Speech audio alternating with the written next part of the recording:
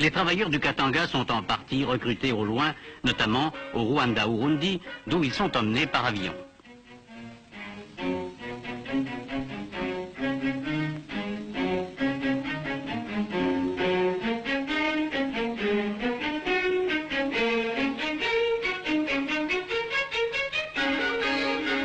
Avant de s'embarquer, ils ont reçu dans des chantiers d'apprentissage un début de formation professionnelle.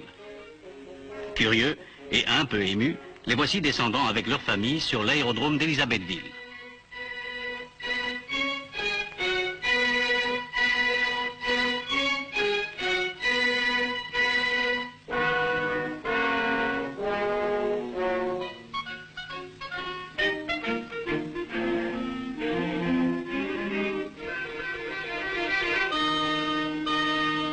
Ils commenceront par séjourner dans un camp d'acclimatation avant d'entrer à l'usine ou à la mine.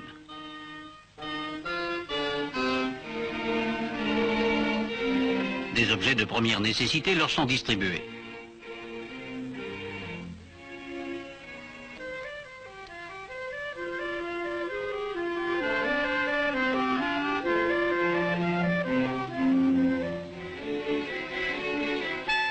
Chaque famille prend possession de son logement.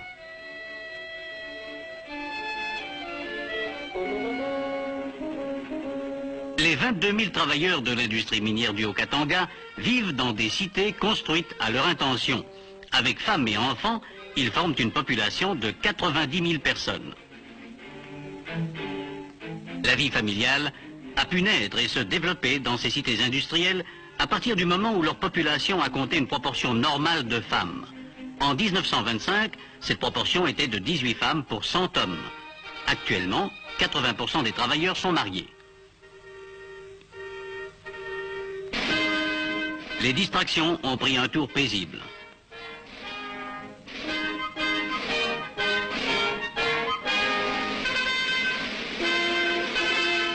Les dimanches d'Afrique ressemblent désormais aux dimanches d'Europe. Promenade. Réunion entre amis.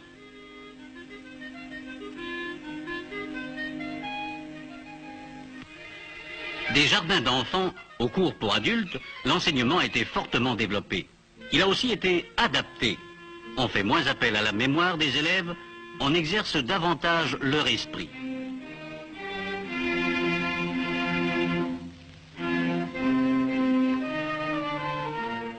3000 bambins fréquentent les jardins d'enfants. 15 000 garçons et filles suivent les cours de l'école primaire.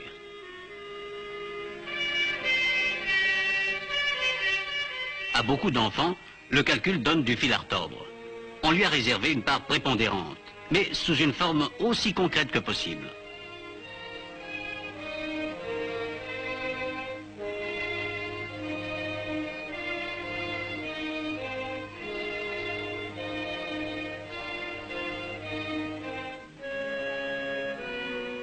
Le cycle primaire se termine en 6e.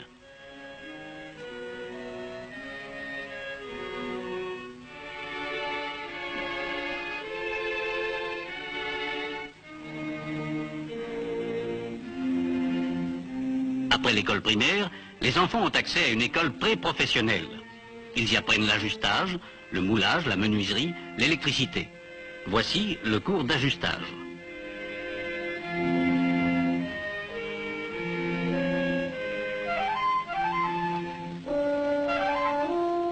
À Roué, un internat forme des moniteurs de l'enseignement et des ouvriers qualifiés au terme de 5 années d'études.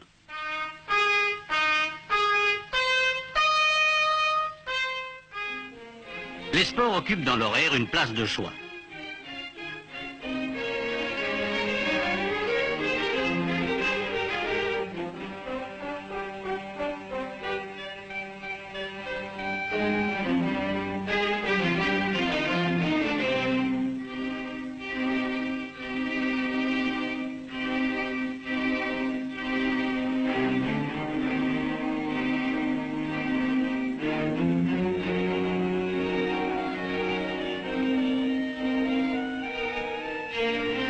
Quel chemin parcouru en une génération par la population bantoue.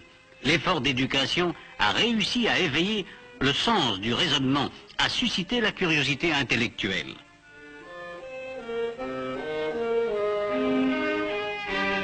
Les leçons théoriques alternent avec les cours pratiques.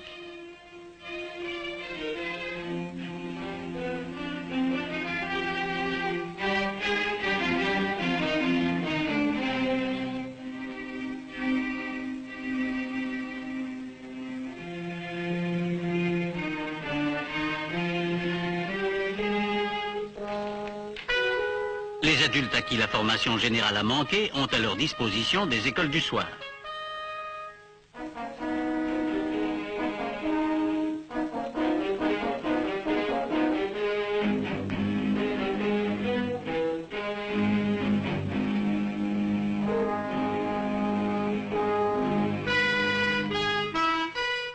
Il y a aussi des cours de jour pour ceux qui témoignent de dispositions spéciales, en particulier l'école d'ébène, où sont enseignés le code de la route et la conduite d'engins lourds.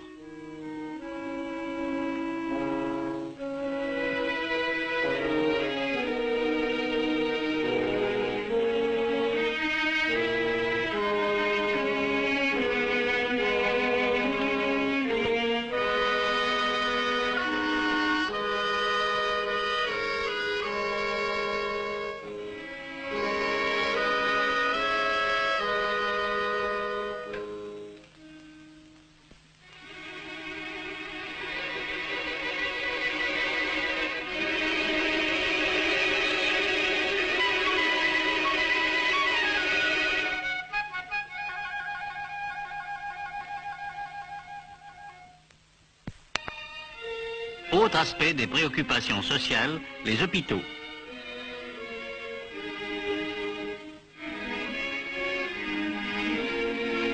Ils se composent de pavillons, conception mieux adaptée à la mentalité des Congolais que les blocs à nombreux étages.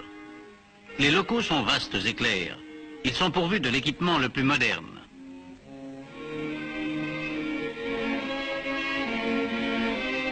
Radiographie. Anesthésie. Voici la maternité de l'hôpital de Jadotville.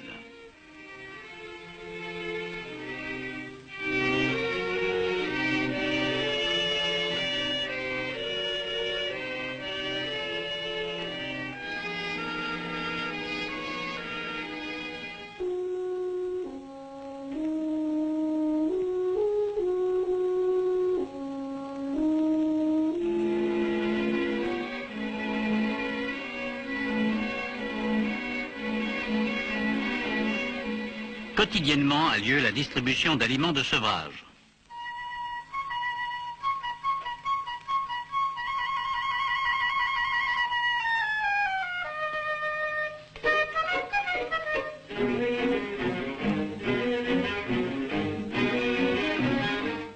L'œuvre pour la protection de l'enfance noire conseille les futures mamans et assure la surveillance médicale des mères et des enfants.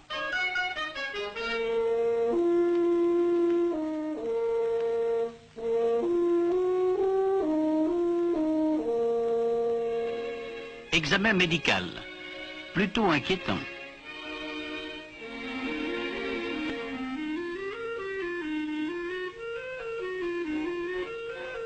Les enfants qui ont eu le malheur de perdre leurs parents sont recueillis par l'orphelinat.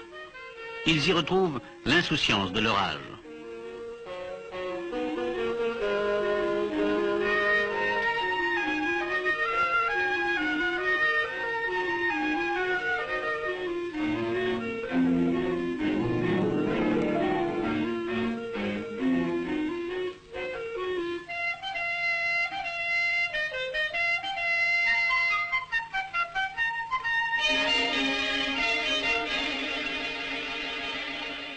Les cours de formation familiale donnent aux jeunes filles des notions de puériculture.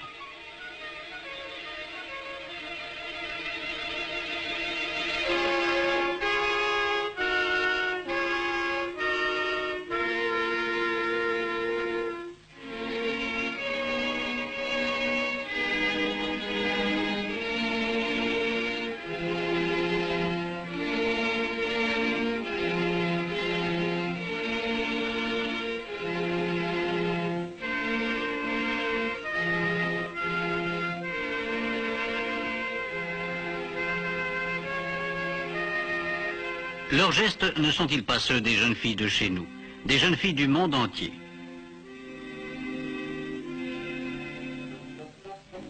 Ces cours initient aussi aux travaux ménagers. Les plus courants, comme par exemple faire briller les chaussures du mari, récurer les casseroles, repasser les cravates, dresser le raffia, couper et assembler les tissus.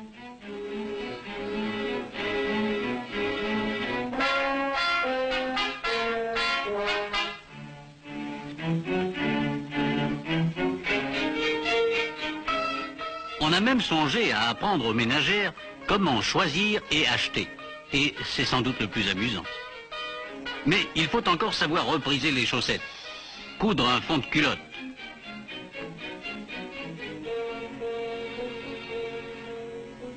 et bien entendu, faire la cuisine.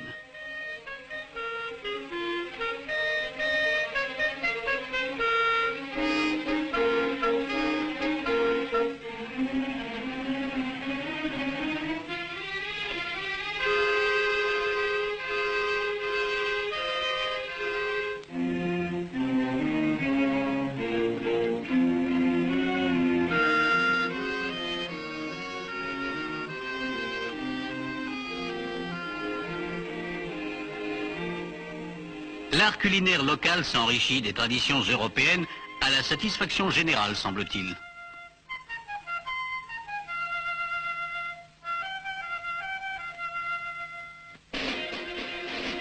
La fête la plus courue de l'année est sans conteste celle de la remise des distinctions honorifiques aux travailleurs dont on veut récompenser les loyaux services.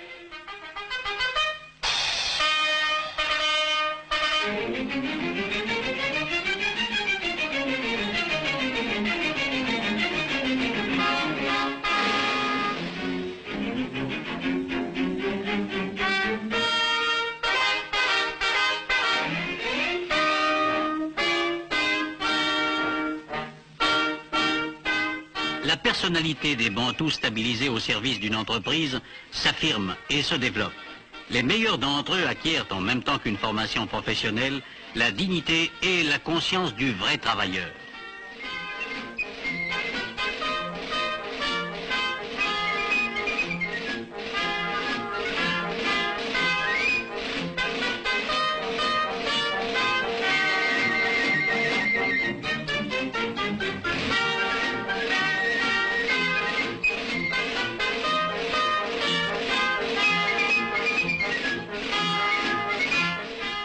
Ces garçons que nous voyons défiler, les filles qui leur emboîteront le pas dans un moment, sont tous enfants de travailleurs.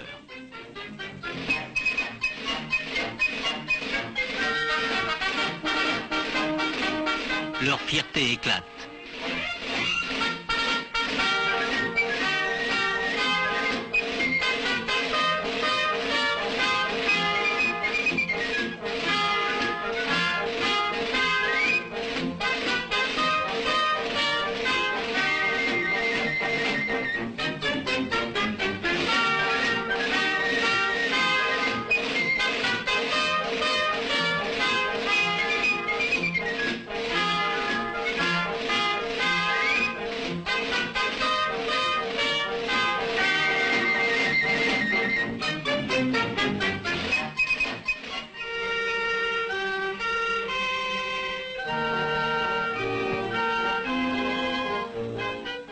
Contrastant avec l'austérité de l'horizon industriel, se présente à nous l'oasis du théâtre de verdure.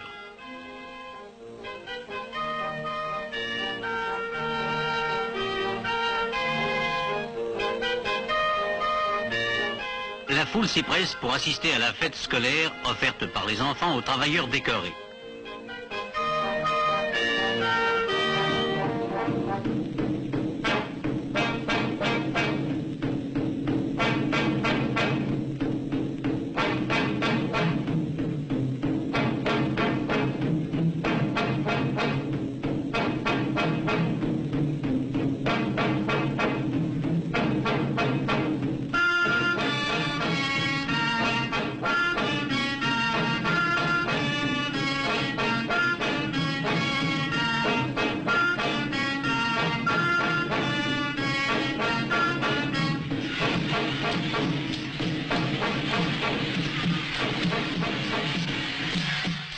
Les danses puisent leurs racines dans la tradition africaine.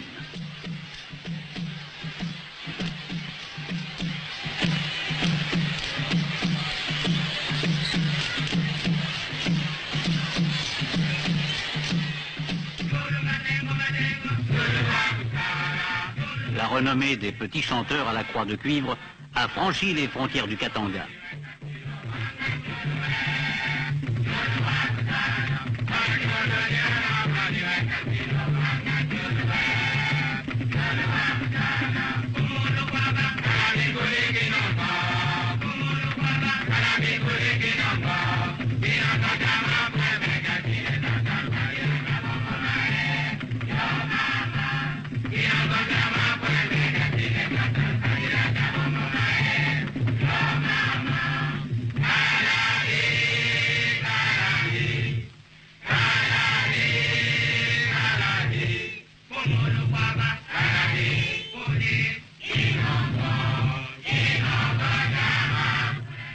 Les sources d'inspiration de l'âme noire s'enrichissent ainsi des moyens d'expression de la culture occidentale, qui elle-même, il y a 2000 ans, trouvait sur les rivages africains et asiatiques de la Méditerranée ses premiers aliments.